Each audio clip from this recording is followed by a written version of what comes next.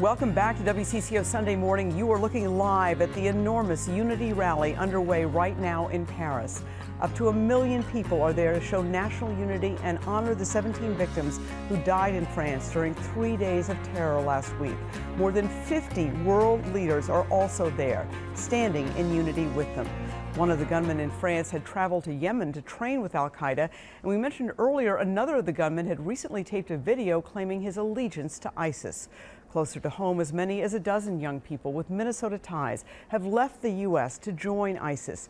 This kind of recruiting is nothing new. Al-Shabaab, the al-Qaeda affiliate in Somalia, has successfully recruited an estimated 20 Minnesotans. One group that has been working to combat terror recruiting is called Ka Joog, and Ka Joog's Executive Director Mohammed Farah joins us now. Thank you so much for coming on. Thank you for having me. All right.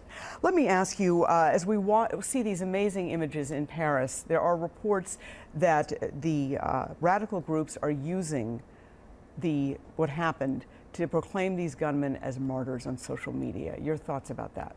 Yeah, this is definitely, it's first of all, our hearts goes out to the victims, and it's very tragic what has happened in Paris.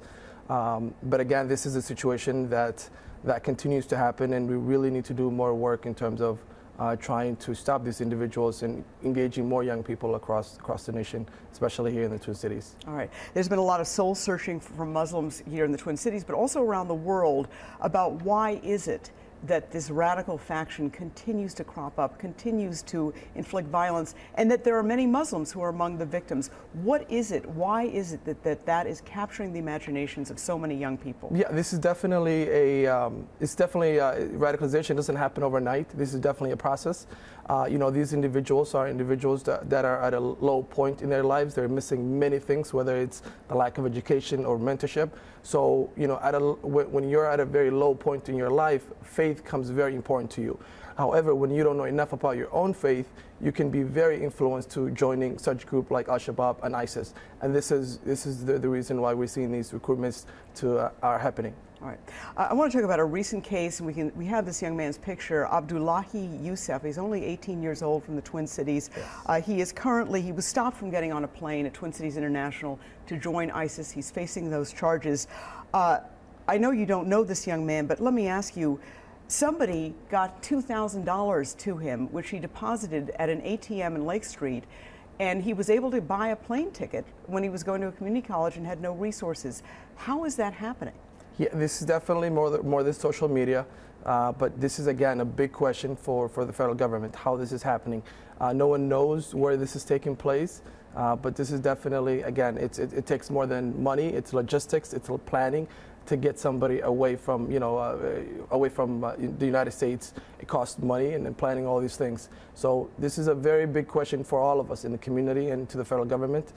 This is what we're trying to prevent in the long term. All right. And you mentioned it's more than social media, but let's talk about social media, though, because some of the propaganda tools, some of the videos, and we've got some of the videos that we can air right now, are remarkably sophisticated, and some of them, this is the one from Al-Shabaab, was aimed directly at Minnesota young people.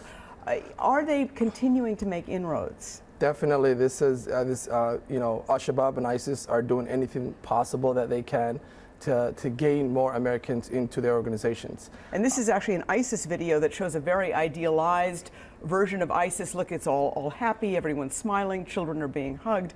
Do these kids, these young people, really get it about what life is going to be like there? No, they don't. What these videos are selling is that, they're telling to these individuals that you have, the same friends, you're in the same neighborhood, why don't you come over and create the world that you see fit?